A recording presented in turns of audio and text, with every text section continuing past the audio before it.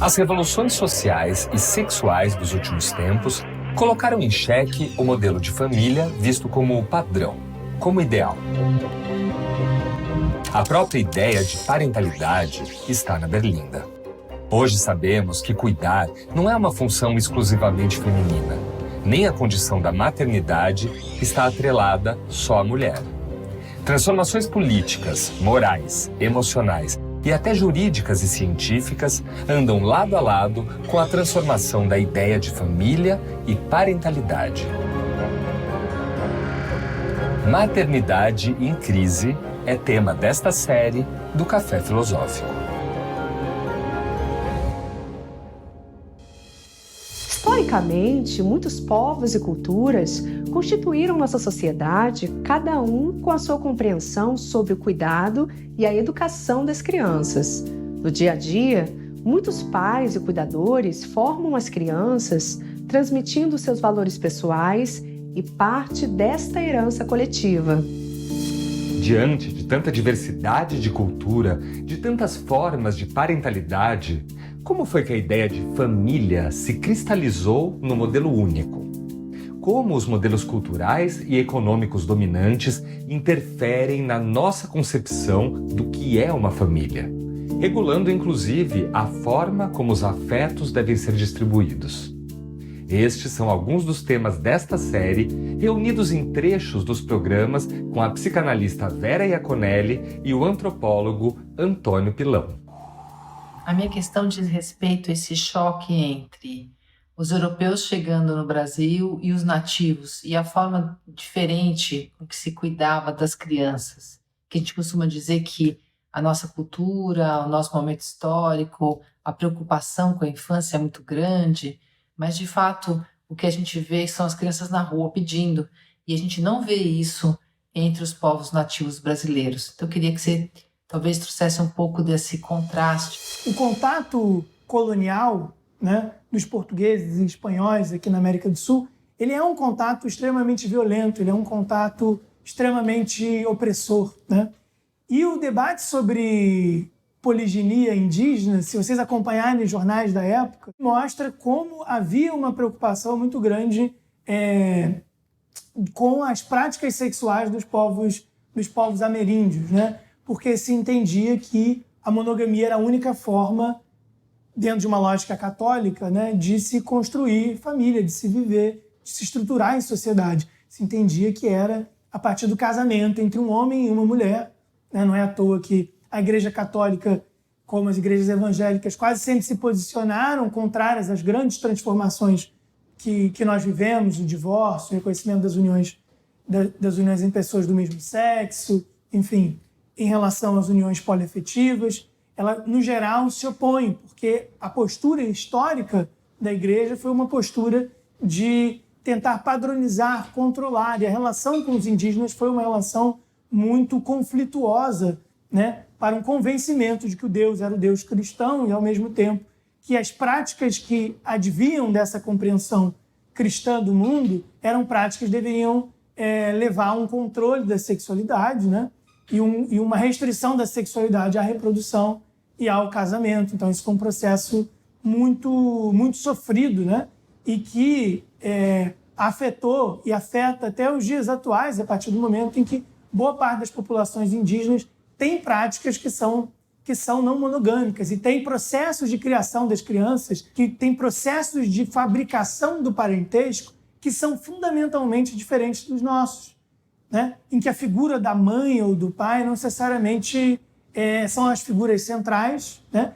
E que essas figuras não necessariamente assumem o mesmo sentido que assumem dentro da tradição europeia cristã, né? Então a gente tem sempre que colocar em vista, né, como a compreensão europeia ela é uma compreensão que, a partir do Estado, ela exerce um poder de controle, um poder de constrangimento, um poder de silenciamento de outras formas de parentalidade, outras formas de organização, de cuidado, que nas populações indígenas, outras formas de cuidado, elas são produzidas e também deve tomar o devido cuidado para não generalizar as populações indígenas, presumindo que todas elas assumem as mesmas características, né? Em relação à nossa sociedade, a gente tem que entender também a forma como o Estado ele ocupa um lugar de organização fundamental, né? Então, também num processo neoliberal, num processo em que o estado de bem social ele está em crise, né? Isso já vai há muito tempo, há muitas décadas. O lugar de cuidado por parte do Estado ele é um lugar, de alguma forma, precário. Então, nós vivemos um processo em que, de alguma forma, a gente recrimina formas de organização de parentalidade que não seguem o nosso formato, mas, ao mesmo tempo, o nosso formato, como você bem mencionou, ele é um formato que não dá conta do melhor interesse das crianças e, muitas vezes, a gente opta por não transferir um direito parental. Ou a gente fez por muito tempo a casais homossexuais ou a pessoas solteiras, né? Ou a trisais, ou pessoas que se envolvem em mais de uma relação conjugal, né? Entendendo que essas pessoas não têm competência para cuidarem de crianças, né? Mas talvez a gente possa refletir, enquanto sociedade, quais são os processos de cuidado que nós construímos, em que medida esses processos são efetivamente eficazes, né? Vale lembrar que nenhuma configuração familiar representa uma garantia na criação das crianças. E aí me ocorreu dizer, né? Será que de forma provocativa a gente pode dizer que a família é algo que não existe? Sabemos que é justamente em nome das crianças, né? Em nome do futuro das crianças, que se produzem muitas vezes as falas mais normativas, as falas mais uniformizantes, as falas mais subjetivantes. Então, gostaria de te ouvir, afinal, o que se transmite de uma geração a outra, né? O que é necessário para que essa transmissão possa ocorrer? Eu já começaria dizendo que a família, esse A maiúsculo aí, não existe. Eu acho que é isso que a gente está trabalhando, pensando que este modelo de uma família, ele fere, né, tudo que a gente entende como a possibilidade de uma singularidade do sujeito, né, e da colocação do sujeito na cultura, a partir da época. Não existe a família, e é isso que a gente está tentando desmontar, porque em nome da família se faz o pior, né? Não tem garantia mesmo, e o nosso consultório está cheio de casos mostrando que os mais diferentes formatos podem ser ótimos e podem ser péssimos também, não há garantia, e talvez essa seja a única coisa que a gente pode ter certeza, é que não há garantia e que a gente tem que lidar com isso, não se atendo aí a fantasias garantidoras que tem de pior. Esse adulto que está lá na capilaridade, no cuidado com a criança, que não pode ser terceirizado, que não pode ser uma empresa que vem e faz, bem ao gosto capitalista, né? Uma indústria que cuida das crianças e a gente poderia se livrar e fazer outra coisa, né? Esse adulto, ele entra com o corpo, como eu disse, e ele entra com o desejo, ele transmite esse desejo.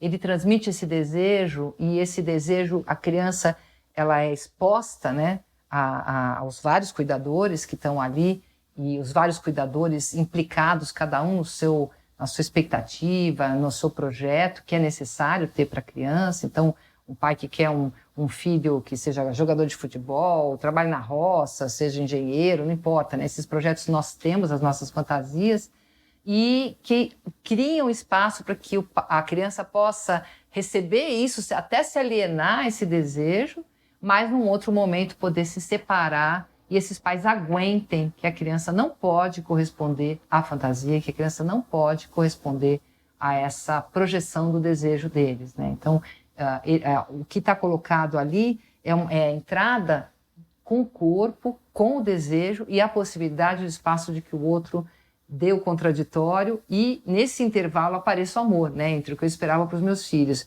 e o que eles me retornam, a diferença pode permitir, de fato, um amor que seja menos narcisista e que banque alguma coisa. E nessa transmissão vem junto a inserção da criança na cultura, né? A inserção da criança na linguagem, então que a criança possa receber desses pais um nome e um lugar na cultura e possa falar em nome próprio no momento oportuno. Então, o que a gente precisa oferecer para esses pais? Toda a sustentação possível de serem reconhecidos legitimamente neste lugar, mesmo que eles estejam fora do que a gente chama de a família, mas que possam ser legitimados porque eles são os transmissores da cultura. Então, quando a gente pensa, por exemplo, né, na mãe desquitada dos anos 50, que era uma figura vexatória, então ninguém podia brincar com o filho, porque era um filho de uma mãe desquitada, e que depois, nos anos 2000, vai virando o filho do casal homossexual, né? Então não pode brincar porque eles são dois homens, ou lésbicas, duas mulheres, ou mãe solo, né? Esses preconceitos vão sendo transmitidos e as crianças vão herdando esses lugares. Então os pais transmitem o lugar que eles estão também no mundo, como vai dizer Piero Oulaye, né? Quer dizer, tem algo ali de um contrato narcisista que vai sendo transmitido do lugar dos pais para os filhos, né?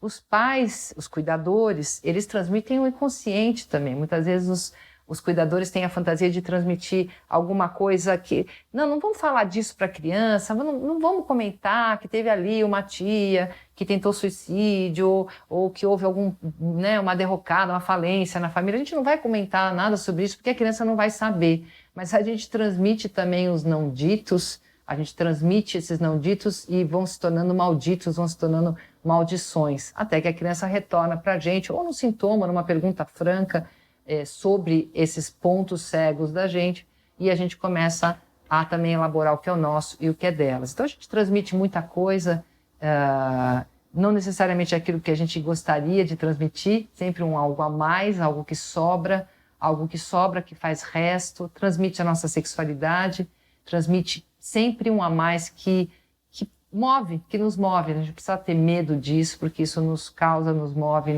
nos torna humanos. E para dar conta de tudo isso, a sociedade como um todo tem que prestigiar e cuidar desses cuidadores, né? A Júlia Bravo pergunta o que o capitalismo ganha com a monogamia e por que existe essa pressão pelo modelo da tal família tradicional brasileira. O Engels, né, um autor influente, parceiro do Marx, foi ele quem construiu uma teoria que articula a construção da parentalidade, da família, com organização econômica, pensando que a gente não pode olhar a organização da família, né, a organização da parentalidade, a maneira como o cuidado com as crianças é produzido, o contato entre gerações é produzido, como algo descolado da vida material, da infraestrutura, das bases econômicas da organização da sociedade. Então tem muita gente hoje que associa a manutenção da monogamia com a manutenção de uma estrutura econômica capitalista. Tem várias teorias. A fonte dessas teorias é, inevitavelmente, o marxismo, é o Engels, no livro Origem da Família, da Propriedade Privada e do Estado. Eu acho que, de um lado, a gente sim tem que entender as origens patrimonialistas da formação da família, mas, por outro lado, também a gente tem que entender que nós já vivemos processos em que a divisão do patrimônio ele se processa em termos muito complexos, né? Tem gente que diz assim, mas não dá para dividir o patrimônio se tiver dois esposos, duas esposas. Mas a gente já está habituado a um processo de divisão de bens, que é um processo que muitas vezes envolve inúmeros filhos, né? Será que é mais complexo você dividir o patrimônio entre duas esposas, entre duas companheiras do mesmo homem, para pegar um modelo tradicional no Brasil, um modelo bastante recorrente, evidentemente não único, mas bem recorrente na história brasileira? Será que é mais difícil dividir entre duas pessoas? Ou é mais difícil dividir entre os 20 filhos que eventualmente esse homem teve, né? Então, a argumentação da confusão patrimonial gerada pelo reconhecimento de famílias não monogâmicas, eu tendo a achar que ela é uma leitura que não leva em consideração que, pelo menos da minha perspectiva, o elemento central que justifica é uma perspectiva moral, é uma perspectiva que incide sobre uma compreensão religiosa sobre o que é a família. O ponto de vista ele é muito mais ético, moral, de não reconhecer que é possível amar mais de uma pessoa ao mesmo tempo, que não é possível uma pessoa ter 3 mães, que não é possível uma relação conjugal envolver mais de 2 pessoas. Eu acho que esse é o eixo moral, o eixo religioso de argumentação. Ele é muito mais forte do que o elemento da organização do capitalismo. No próximo bloco, E nem no contexto contemporâneo a gente pode presumir uma única mulher, mulher trans, mulher cis, enfim, há inúmeras possibilidades que essa categoria seja acionada.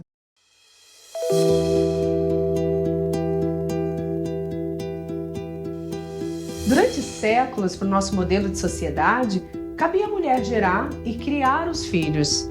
E se as revoluções feministas colocaram a mulher na vida pública, no mercado de trabalho, no controle da sua sexualidade e fertilidade, também ajudaram a adicionar culpa à maternidade, que não precisava mais ser um único projeto feminino.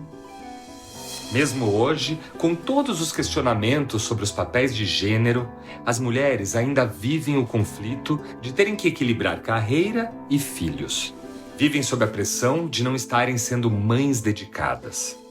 Depois de tantas transformações, o papel que se espera da mulher parece continuar o mesmo. Maternidade real é atravessada por um momento histórico próprio. A maternidade tem muitas possibilidades. Existe uma forma nossa que parece que não está dando muito certo. Eu também não gosto de demonizar a maternidade. Tem gente que vive experiências muito maravilhosas. A gente não pode saber a priori o que vai ser essa experiência. O que a gente pode saber é que hoje essa experiência está muito vulnerabilizada e muito desprestigiada, inclusive. As mulheres estão desvalorizando, do mesmo jeito que elas foram endeusadas, né? A boa mulher era, acima de tudo, a boa mãe, né? Era uma mulher moralmente considerada, e agora ela já não preza mais de todo esse prestígio. Então, o que adianta se dedicar a tanta criança se, como mãe, a gente não está tão valorizada? Tem uma conversa hoje que eu acho bem interessante, de algumas mulheres dizendo, olha, do próximo filho eu quero ser o pai. É uma brincadeira, mas é uma brincadeira interessante porque vai dizer, olha, eu quero cuidar, eu quero ter um filho, quero cuidar,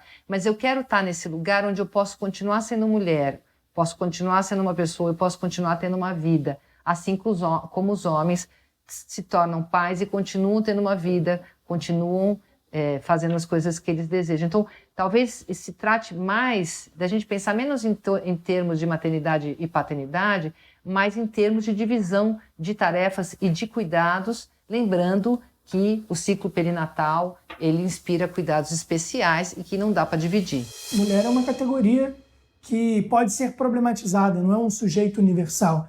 E nem no contexto contemporâneo a gente pode presumir uma única mulher, mulher trans, mulher cis, enfim, há inúmeras possibilidades que essa categoria seja acionada, né?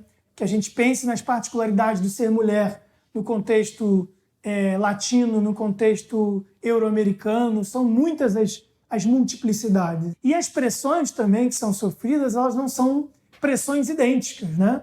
Uma mulher negra periférica não sofre pressões sobre a maternidade que são idênticas a uma mulher de classe média alta da zona sul do Rio de Janeiro. São pressões diferentes, são formas de maternar diferentes, são redes de suporte diferentes, né? A Cláudia Fonseca fala muito que, como nas camadas populares brasileiras, mãe não é uma só. Como a figura da avó, muitas vezes, assume um protagonismo no processo maternal, né? E a gente pode pensar em redes que estão sendo criadas nas favelas de cuidado, redes de amizade, né? Redes, por exemplo, redes não monogâmicas que são criadas quando há um regime de cooperação sobre a criação da criança, né? Só como o Estado presume que mãe é uma só, pai é um só, a gente tende a universalizar a ideia de que o cuidado está vinculado a duas pessoas, né? Então, em muitos casos, você pode observar nas ruas, quando a mãe se distrai com uma criança, aí tem várias outras pessoas, essa mãe não está cumprindo a função de mãe, ela é descuidada. Por quê? Porque se presume que a função materna implica em uma série de responsabilidades institucionalizadas, né? Que quem assume as responsabilidades é a mulher. Só que na prática, na vida cotidiana, o que a gente pode pensar a construção da parentalidade não como uma construção singular de dois. A gente não pode limitar a construção no próprio contexto dito ocidental e moderno, incluindo a sociedade brasileira, reduzir as relações de cuidado e de parentalidade a duas pessoas. porque na realidade é sempre uma rede, precisa de muita gente. A Nadiane pergunta qual deveria ser o papel do mercado de trabalho para que os cuidadores pudessem se dedicar às crianças. Não estaria inadequado esse padrão de 40 horas semanais estabelecidos há mais de 100 anos? E como lutar pela licença paternidade? Eu acho que se a gente não incluir na nossa sociedade o fato de que uma das tarefas mais importantes que nós todos temos é cuidar da próxima geração, que é a geração que vai nos render na velhice, inclusive, a gente sucumbe.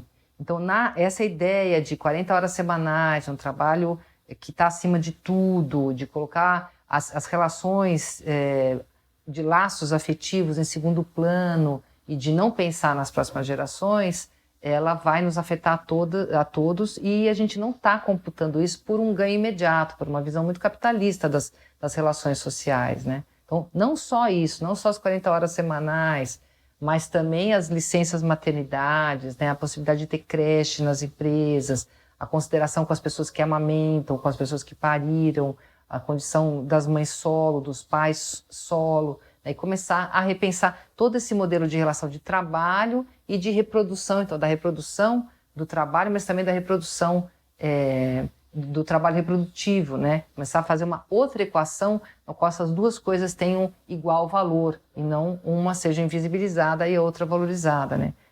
É disso que se trata essa conversa, implica uma pequena revolução, mas para a gente poder mudar isso, a gente precisa começar a entender o que está em jogo, né? A Kelly comenta sobre esta imagem de ter de ser mãe ideal. Como parir da maneira correta, amamentar, de como educar. Para piorar, a mídia exaltando a supermãe, que é também super empresária. Essas pessoas existem? Se essas pessoas existem, eu não conheci nenhuma, mas, enfim, a questão da supermãe, ela vem dentro de uma lógica na qual as mulheres começaram a pleitear o espaço delas público e pessoal e, ao mesmo tempo, mantendo as incumbências da maternidade e supondo que dá para fechar essa conta de 100% em tudo. É uma geração, nossa geração, muito 100% em tudo, né? Vou trabalhar 100% do tempo, estar com a família 100% do tempo, vou cuidar do meu corpo 100% do tempo, e assim segue sucessivamente, porque existe um discurso no qual a gente não perde nada. E o que vai acontecer é uma coisa que é bem conhecida do psicanalista: você não quer perder nada, você perde tudo, né? Porque como é que você vai sustentar? Vai sair tudo meio ruim. Agora, não vamos esquecer, né, que esses discursos da internet, eles vêm sempre junto com um produtinho, com um livrinho, com alguma coisa que vai te explicar como fazer isso. Não como não fazer isso, não como bancar o furo e bancar o que não dá e o que a gente chama de castração, mas como bancar isso e correndo atrás até o burnout, até pifar, né? Então sim, a gente está aí com uma fantasia de supermãe, mas veja, ela é ancorada num lugar narcísico de onipotência, porque as mulheres muito frequentemente elas se queixam e se vangloriam, né? Então elas vão dizer: olha, eu faço isso, eu faço aquilo, se queixando, mas ao mesmo tempo elas estão enumerando a quantidade de coisas que elas fazem. Enquanto elas não conseguem esvaziar esse lugar narcísico no qual elas dizem que fazem, elas também não conseguem dizer: não faço, né? Não dou conta, eu só consigo isso e já é muito, né? Então tem uma mudança de paradigma também para as mulheres. Se a gente lutar pelo direito, a gente precisa se convencer de que a gente tem esse direito. Aí a gente luta.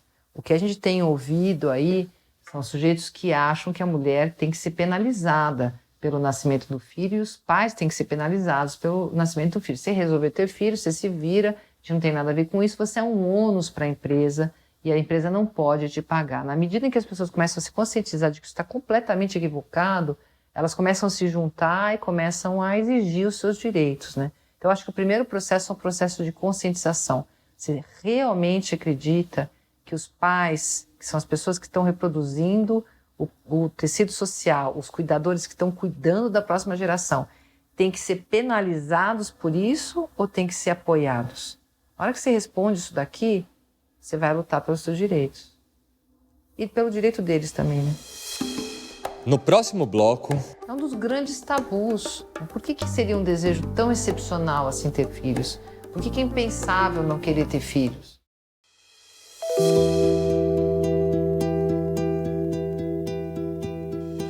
Quando a idealização da maternidade é questionada, é inevitável que a paternidade também seja revista.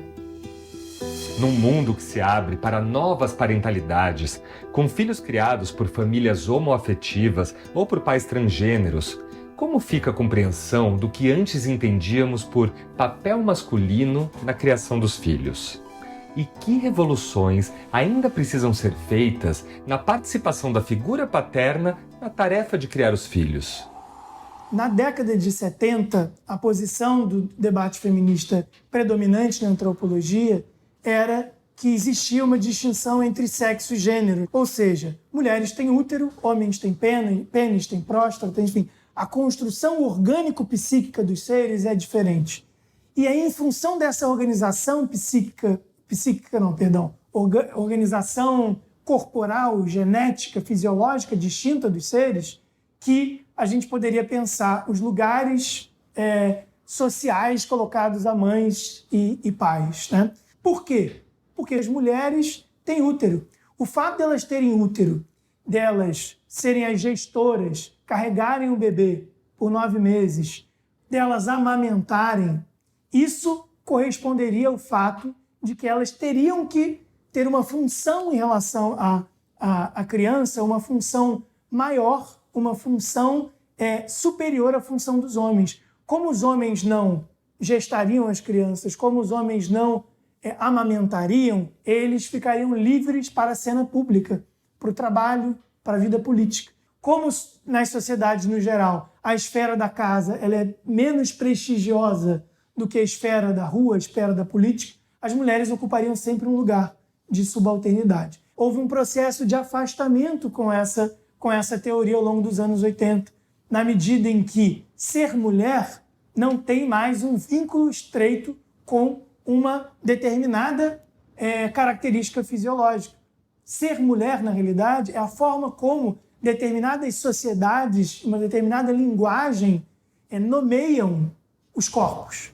Não há nenhuma necessidade lógica que os corpos sejam separados em dois, em homens e mulheres. Essa é uma forma de classificação das coisas, do mundo, dos corpos. Os corpos poderiam ser classificados em 3, em 4, em 5, em 6, em 10. Eles poderiam ter outros termos. A diferença também não precisava ser uma diferença hierárquica, uma diferença de oposição. Então, o movimento que se faz no feminismo, né, fins dos anos 70, anos 80, que vai culminar na teoria queer nos anos 90, no início dos anos 90, é uma teoria que retira essa base biológica universal, essa distinção dos corpos como fundamento de organização do gênero, né? E, ao mesmo tempo, da família, inevitavelmente. A gente já parte daquela ideia, né, de que a responsabilidade é da mãe e que é o cuidador principal e é responsável por tudo que acontece de bom e de ruim, e o outro que vem, seja o pai, seja o Estado, ele vem para ajudar a mãe a fazer o que de fato é a obrigação dela, né? Então a primeira coisa eu diria que é esse pai entender, esse outro entender que ele não está ajudando, ele está fazendo a parte dele, que deveria ser igual à da mãe, né? E quando eu digo igual em termos de responsabilidade, não precisa ser a mesma tarefa, pode ser que um goste de fazer mais uma coisa, outro goste de fazer outra, pode ser que essa mãe amamente, esse pai não possa amamentar, mas que haja ali a divisão a partir de afinidades, de competências, né? Que ele se coloque ali pensando, este filho é meu também, então eu estou em pé de igualdade nas responsabilidades e vou dividir as tarefas com criatividade e levando em conta o singular de cada um, né? Mas tem uma omissão histórica aí dos homens no cuidado com as crianças. É claro que quando a gente fala assim, a gente fere aí a possibilidade de reconhecer que existem homens que são exemplares, que são ótimos, né? Então a gente bota todo mundo num balaio e vai cometendo injustiças, sim. Mas historicamente os homens foram criados para serem cuidados e não para cuidar e para prover financeiramente. Isso é o que é histórico, né? Então cabe a gente apontar isso e começar a dizer, bom, se mexe, né? Entra na roda, vamos lá curtir. Porque o que a gente está vendo também são os homens começando a perceber tudo que eles perdiam do contato com os filhos quando eles ficavam só nesse lugar de quem chega mais tarde para dar a bronca, né? Não sei se você deve ter ouvido a mãe falar, quando seu pai chegar, você vai ver o que é bom, porque o pai vinha para o castigo, o pai não curtia as crianças. Hoje a gente vê homens que falam, puxa, Eu quero estar com meu filho, eu quero brincar com ele, eu quero conversar, eu quero ver ele andar também, eu quero buscar na escola. Então, os homens também estão resgatando um prazer de estar com o filho, um direito de estar com o filho. Toda uma revolução aí no cuidado com a infância, né? Então, não sei, eu acho que eles levaram umas broncas merecidas e agora também estão levando seus elogios para aqueles que estão entendendo o que está se passando, né? O Rodolfo Lopes diz que trabalha com famílias em vulnerabilidade e existe muito abandono por parte do pai. É a mãe quem assume todas as responsabilidades.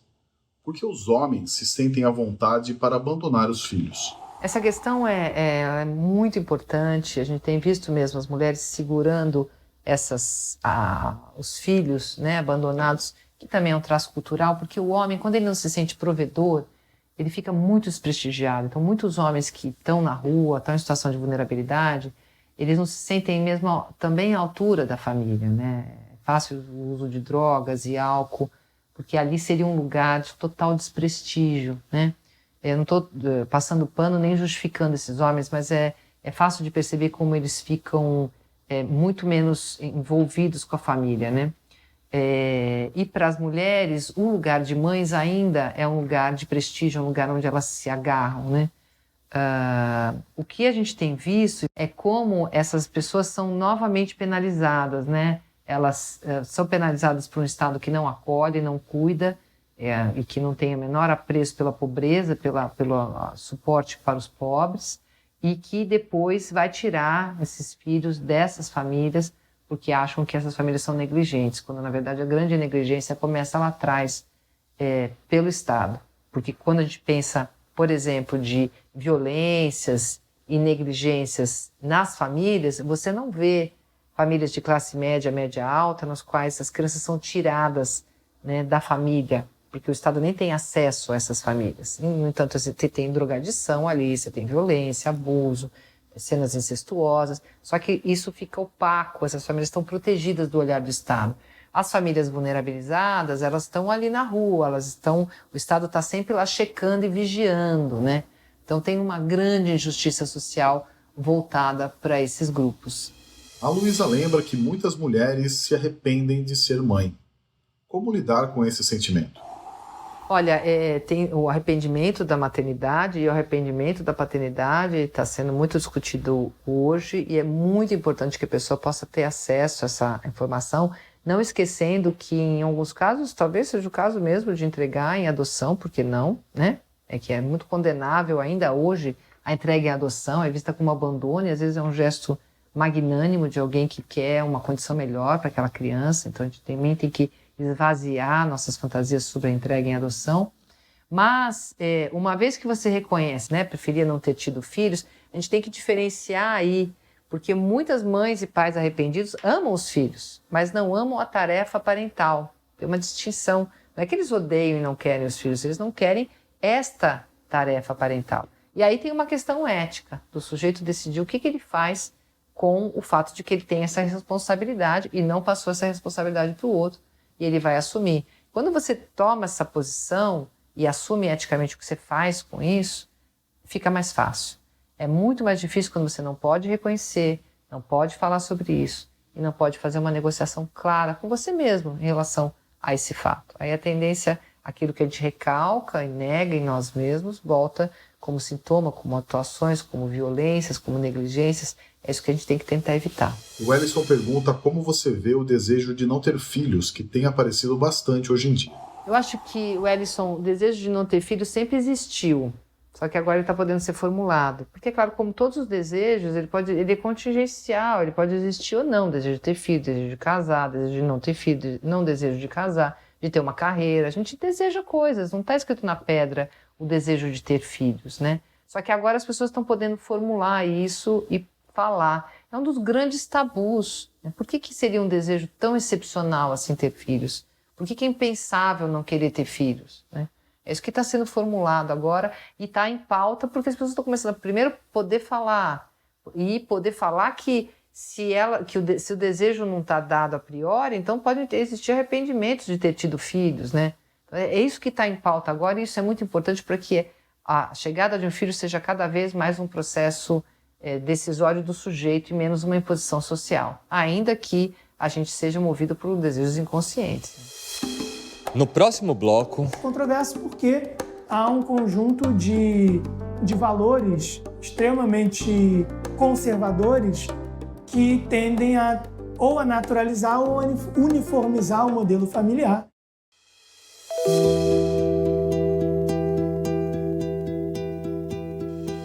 Os papéis feminino e masculino estão em transformação. A própria ideia de gênero está em transformação.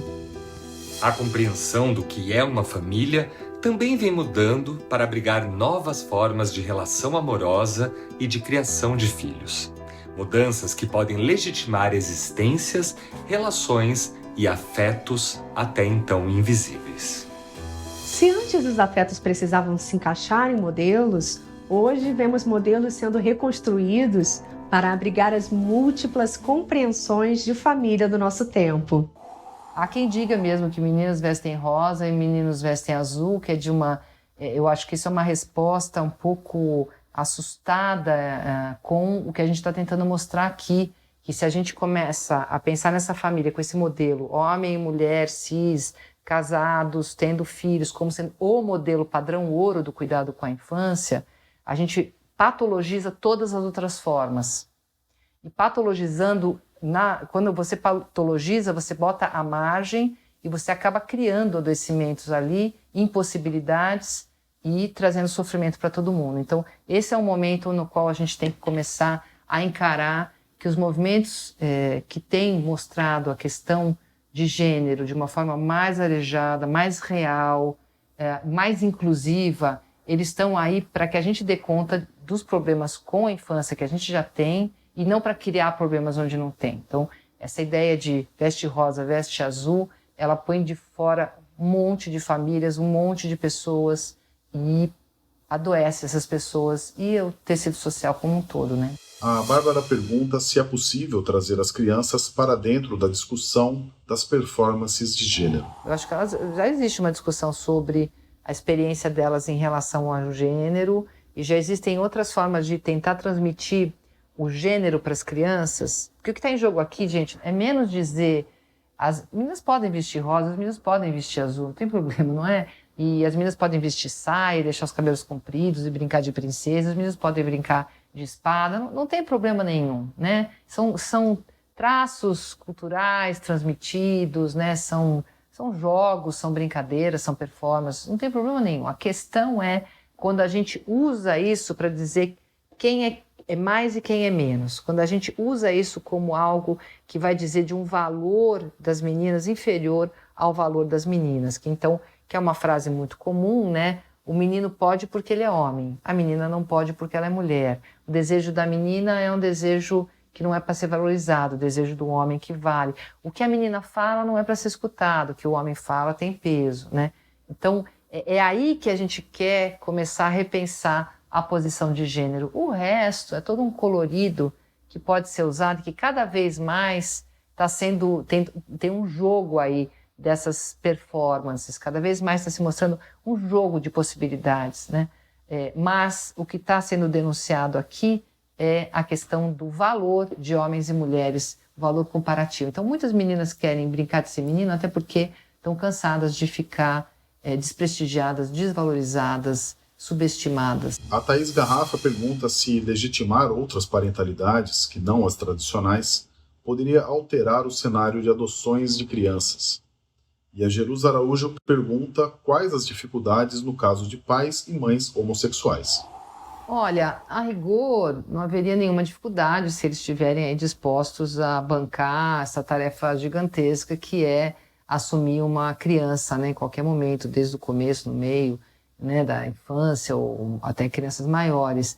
Então, essa seria uma imensa dificuldade, né, para todos. A questão é que os pais homossexuais, eles sofrem disso que eu estava comparando com a mãe desquitada dos anos 50. Eles sofrem muita retaliação, muito preconceito, muita ignorância, muita violência. Então, o problema não são eles, o problema é o caldo de cultura na qual eles estão inseridos e como isso pode afetar a relação deles consigo mesmos e com a criança. Então, aí entra um pulo do gato que eu acho que é importante, né? Quando a pessoa é desqualificada socialmente, ela tende a transmitir esse lugar para os filhos. Mas se ela não estiver alienada a esse lugar, ou seja, se ela não se identificar com o lugar desqualificado, ela pode transmitir um orgulho para os filhos. Orgulho de ser quem é esse pai, quem é essa mãe, enfim, quem são esses sujeitos, né?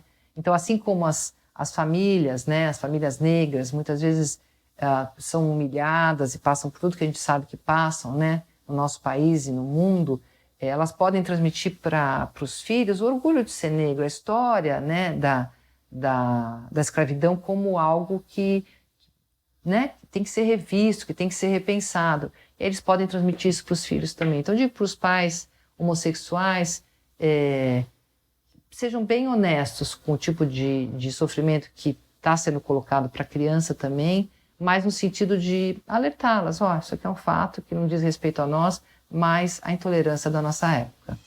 No geral, o debate sobre famílias conjugais e famílias parentais, ele se conecta, mas não necessariamente ele é o mesmo debate, né?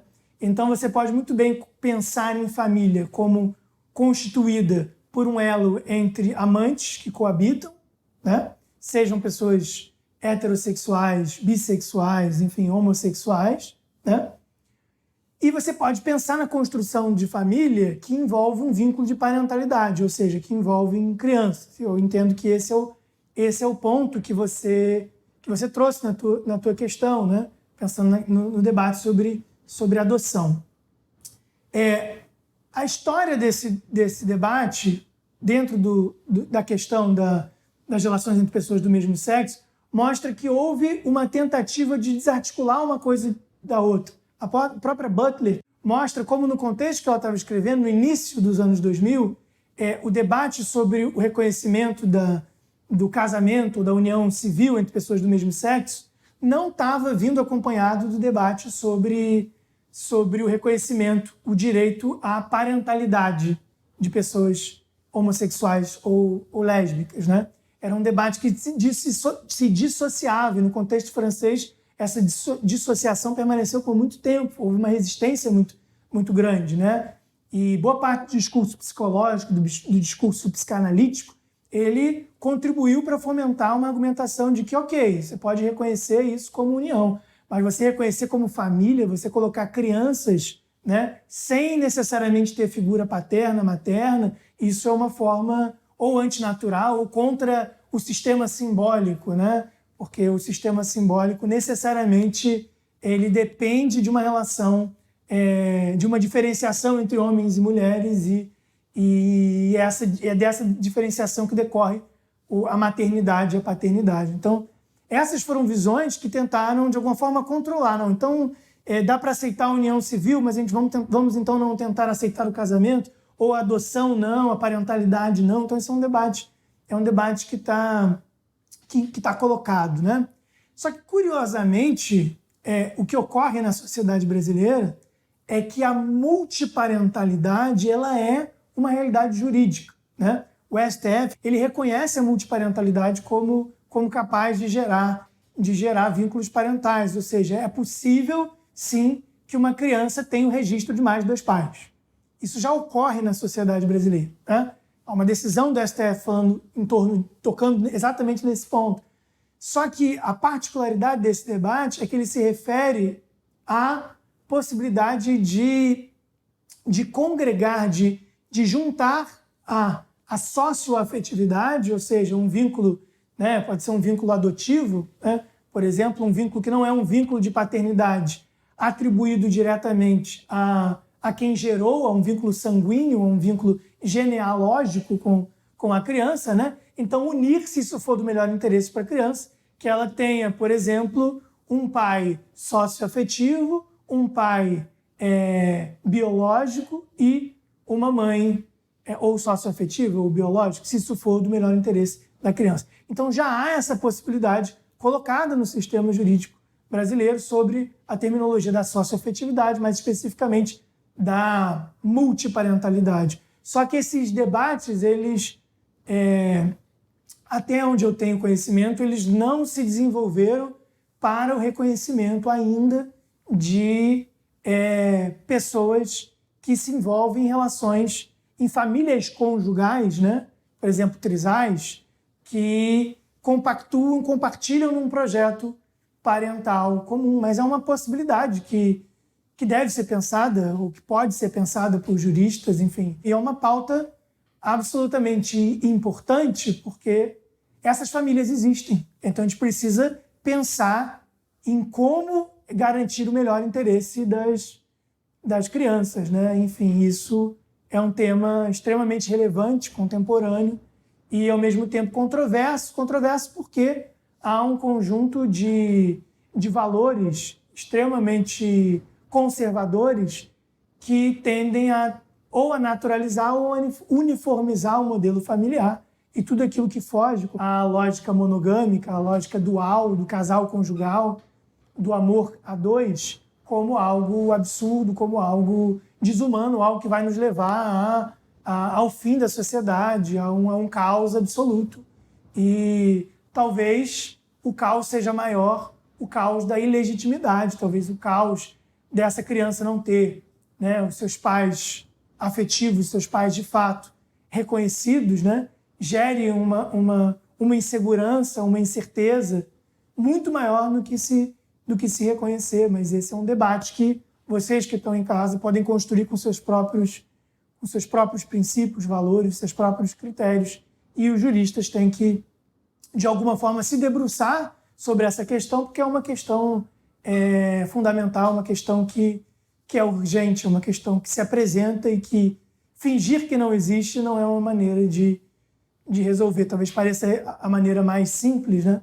Mas ela efetivamente não resolve a realidade, os problemas que ocorrem na realidade.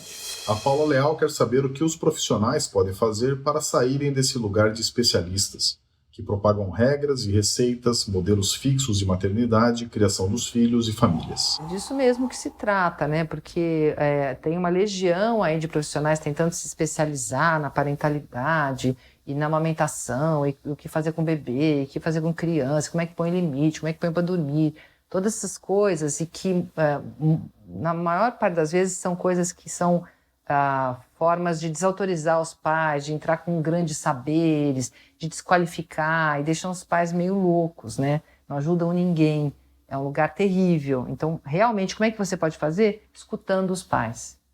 Escuta os pais.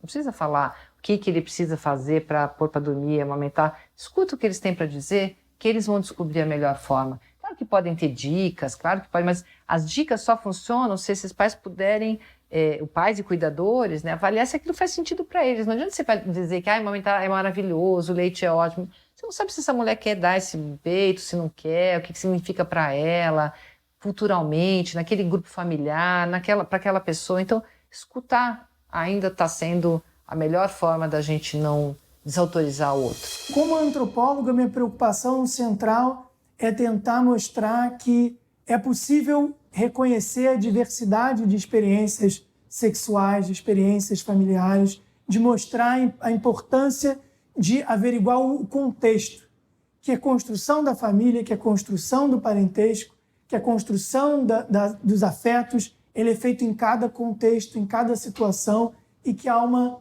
multiplicidade de formas possíveis, cada um agencia isso de uma certa maneira, e que há conflitos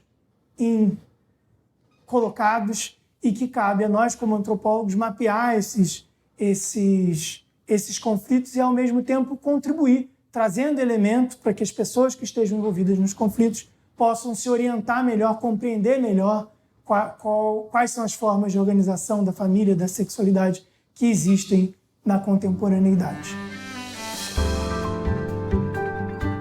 Mais reflexões no site e Facebook do Instituto CPFL e no canal do Café Filosófico no YouTube. A gente está, sim, sendo negligente com a infância e já está recolhendo resultados dessa nossa negligência. E a ideia dessa conversa da maternidade em crise é justamente de tentar pensar o que a gente pode fazer para reverter isso.